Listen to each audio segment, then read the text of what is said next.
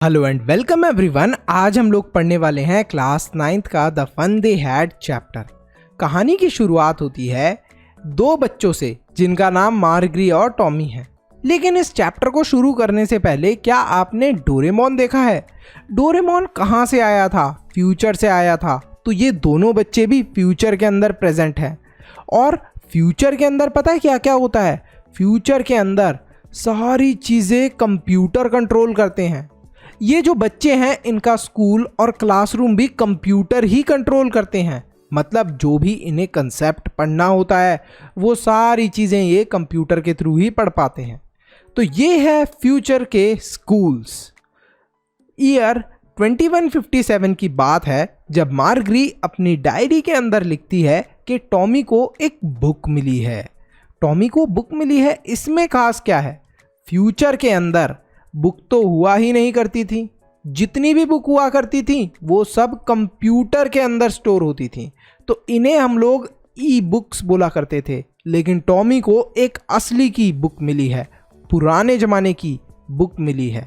तो वो ये देखता है कि ये जो बुक थी ये ग्रैंडफादर की थी उसके, और जब उसके ग्रैंडफादर छोटे हुआ करते थे तब उन्होंने इस बुक को लिया था। मतलब टॉमी के जो ग्रैंडफादर थे वो भी जब बहुत छोटे थे तब उन्होंने इस बुक को लिया था।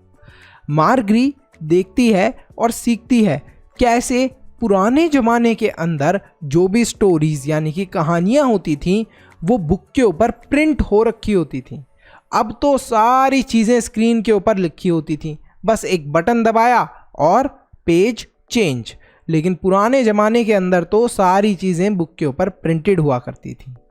धीरे धीरे करके ये लोग इस बुक को पढ़ना शुरू करते हैं। इन्हें बड़ा ही अजीब लगता है जब ये पेज पलट रहे होते हैं, और ये लोग हंसते भी हैं। इन्हें काफ़ी फ़नी लगती है ये बात।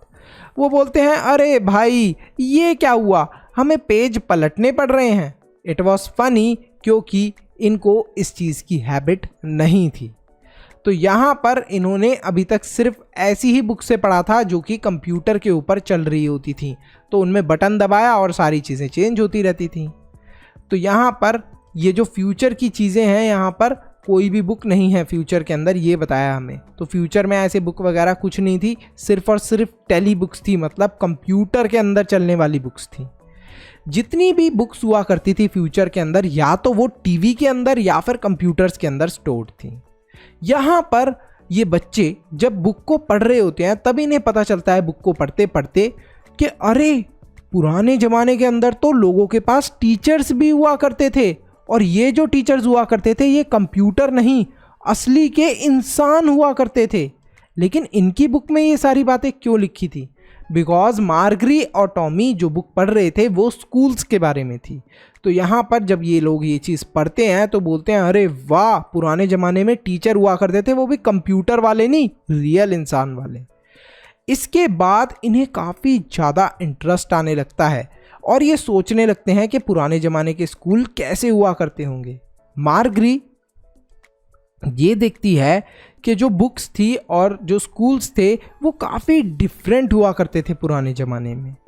एक्चुअल पर्सन, मतलब कि एक असली का इंसान टीचर हुआ करता था और सारे बच्चे एक साथ पढ़ा करते थे। तो इन बच्चों के लिए ये चीज़ सरप्राइजिंग क्यों थी, मार्गरी और टॉमी के लिए? क्योंकि अभी तक तो इनका टीचर जो था वो एक रोबोट था।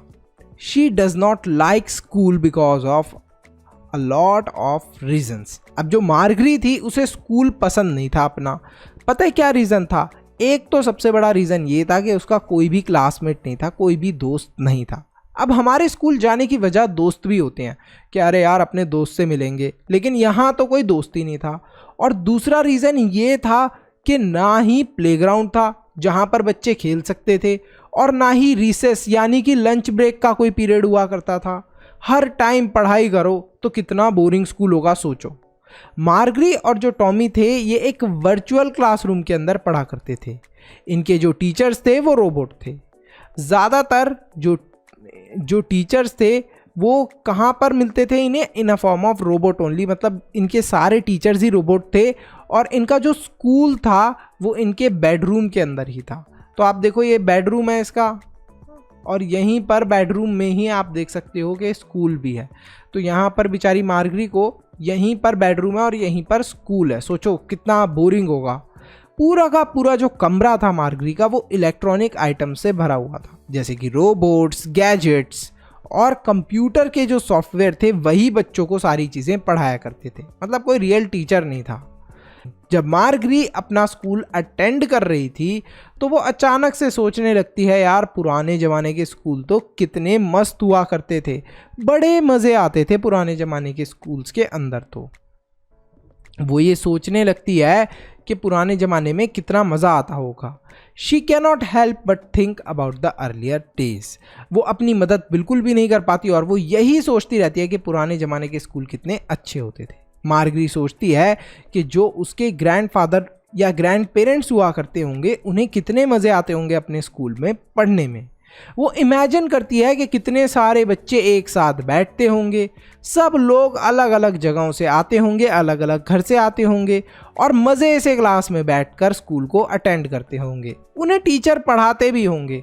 तो यहाँ पर इन्हें ये भी चीज़ काफ़ी ज़्यादा सरप्राइजिंग लगती है कि जब बच्चों को होमवर्क मिला करता होगा तो बच्चे तो चीटिंग कर लेते होंगे, क्योंकि सब लोग एक दूसरे के दोस्त थे। तो अगर तुम्हें कुछ समझ में नहीं आया तो तुम अपने दोस्त के पास जाओ, उससे होमवर्क में मदद ले लो। तो इस तरीके से ये हमारी कहानी ख़त्म होती है। क्या हम लोगों ने भी एक्सपीरियंस करा है ऐसा टाइम? बिल्कुल, कोविड के टाइम में हम लोगों ने भी ऑनलाइन स्कूल्स वाला टाइम करा है एक्सपीरियंस। हमने भी देखा है कि ऑनलाइन क्लासेस कैसी होती हैं। यहीं पर हमारा चैप्टर ख़त्म होता है, लेकिन होमवर्क के लिए आपके लिए एक क्वेश्चन है होमवर्क का, दैट इज़ मार्गरी जो थी क्या उसने कभी भी पहले रियल बुक देखी थी और उसे कैसे पता चला इन सब बुक्स के बारे में? ये भी आप कमेंट सेक्शन के अंदर कमेंट करिए इस क्वेश्चन का आंसर। इस चैप्टर के अगर आपको सैम्पल पेपर्स चाहिए या नोट्स चाहिए तो आपको सिंपली चैनल को सब्सक्राइब करना है। उसके साथ में जो ज्वाइन का बटन आपको अपीयर होगा उस पर क्लिक करके मेंबर बनना है।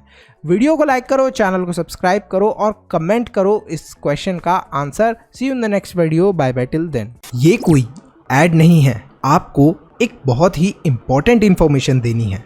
एजुकेशन को इजी और अफोर्डेबल बनाने के लिए हमने एक इम्पॉर्टेंट स्टेप लिया है। आपके लिए हमने रेडी करा है स्पेशल कंटेंट जो आपके एग्जाम में बहुत हेल्प करेगा।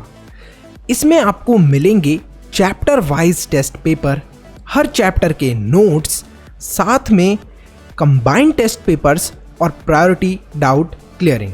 इसके साथ साथ और भी बहुत सारे बेनिफिट्स आपको मिलने वाले हैं, सिर्फ और सिर्फ 299 के मेंबरशिप प्राइस में। सब्सक्राइब के साथ में ज्वाइन के बटन पे क्लिक करके आपको ये मेंबरशिप परचेज करनी है। ये प्राइस लिमिटेड टाइम के लिए है। अरे वाह भैया, इतने कम प्राइस में इतनी सारी चीजें, मैं तो अभी मेंबर बन जाता हूँ।